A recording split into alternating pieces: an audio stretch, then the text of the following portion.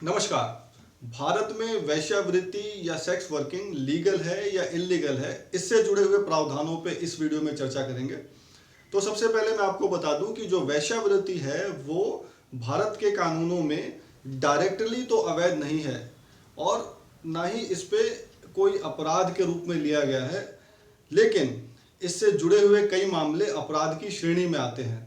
जैसा कि supreme court ने इसी साल मई में अपने जजमेंट में इसको स्पेसिफाई किया या इसको एलोबरेट किया और सेक्स वर्कर्स के राइट्स को बताया। मैं उस पर आऊँगा। पहले मैं इस पे चर्चा कर लेता हूँ कि इससे जुड़े हुए कौन से काम होते हैं जो कि कानूनन अपराध हैं। तो अगर कोई होटल या ऐसी जगह वेश्यावृत्ति करते हुए पाया गया तो वो गैरकानूनी होगा।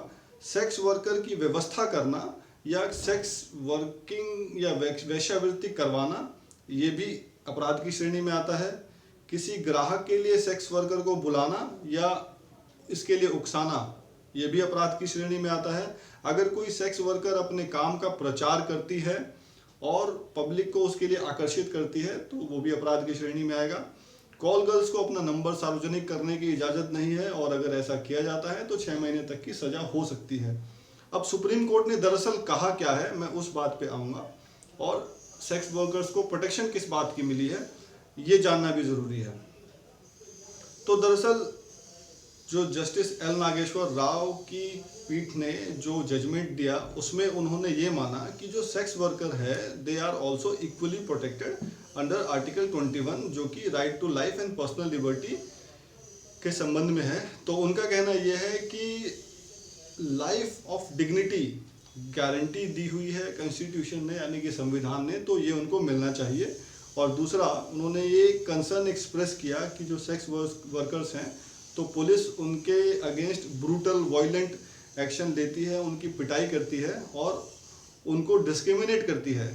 इस मामले में उन्होंने लॉ इन्फोर्समेंट एजेंसीज हैं और सरकार की उन्होंने खिंचाई करी और उन्होंने कहा कि they are also human and they also have human rights और वो भी सिटीजन ऑफ इंडिया हैं तो उनको भी इक्वल राइट इक्वल प्रोटेक्शन मिलना चाहिए। अब दूसरी पॉइंट पे आते हैं। दूसरा पॉइंट ये है कि जो सेक्स वर्कर है यानी कि जो वेश्यावृत्ति है एज अ एक्सप्लॉयटेशन और एज अ ट्रैफिकिंग, यानी कि समझ लीजिए कि गांव से लड़कियों को लाया गया और उनको यहाँ पर वेश्यावृत्ति कराई जा रही है तो वो अवैध है। उनके द्वारा किया गया काम अवैध है। विदेशों से महिलाएं आके अगर भारत में वेश्यावृत्ति करती हैं तो वो भी इमोरल ट्रैफिकिंग एक्ट में आएगा और वो भी अवैध माना जाएगा। होटल खोल के उसमें वेश्यावृत्ति चलाता है या मसाज पार्लर चलते हैं और उसमें वेश्यावृत्ति होती है तो ये सब अवैध की ही श्रेणी में आता है। प्रोटेक्शन सिर्फ बहुत थोड़े से काम के लिए मिली है। वो सिर्फ ये है कि कोई लड़की या कोई महिला जो मेच्योर है 18 साल से ऊपर है और वो अगर अपनी मर्जी से सेक्स वर्कर का काम उसने चूज किया है और एज अ प्रोफेशन उसको कर रही है तो उसको ही सिर्फ प्रोटेक्शन है। और वो अगर पुलिस के पास जाती है अपनी कंप्लेंट लेके अपनी शिकायत लेके तो पुलिस को as a normal citizen of India उससे बिहेव करना पड़ेगा और उसकी कंप्लेंट को बहुत संजीदगी से लेना पड़ेगा। ये सुप्रीम कोर्ट का कहना है। अब थोड़ा सा जो ये इमोरल ट्रैफिकिंग एक्ट है अनैतिक व्यापार निवारण अधिनियम 1956, तो इसमें वैश्यागृह और वैश्यावृत्ति की परिभाषा जो है वो क्या है वो जान लेते हैं। फिर इसमें सजा की बात करेंगे कि सजा कितनी है और क्या हो सकती है। तो इसमें वैश्यागृह की जो परिभाषा है वो ये है कि कोई घर, कोई कमरा, कोई स्थान या कोई ऐसी जगह जिसका प्रयोग 2 या 2 से अधिक व्यक्तियों के द्वारा वैश्यावृत्ति के लिए प्रयोग में लाया जाता है, जिसमें लड़कियों का लैंगिक शोषण और दुरुपयोग किया जाता है तो वो वैश्यागृह कहलाया जाएगा।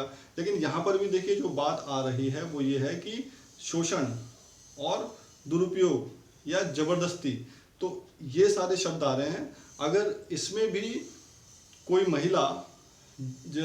महिला अगर अपनी मर्जी से इस काम को कर रही है तो उसको एक तरह से प्रोटेक्शन मिलेगी। अब वैश्यावृत्ति की परिभाषा क्या है? तो वैश्यावृत्ति की परिभाषा यह है कि व्यक्तियों का वाणिज्यिक प्रयोजन के लिए लैंगिक शोषण या दुरुपयोग इसका मतलब ये है कि प्रोस्टिट्यूशन फॉर कमर्शियल पर्पस, यानी कि पैसे कमाने के लिए, कमर्शियल यूज़ के लिए किसी और लड़की को या किसी और महिला को उपयोग करना, उसका शोषण करवाना, उसका दुरुपयोग करवाना, वो वैश्यावृत्ति में आता है।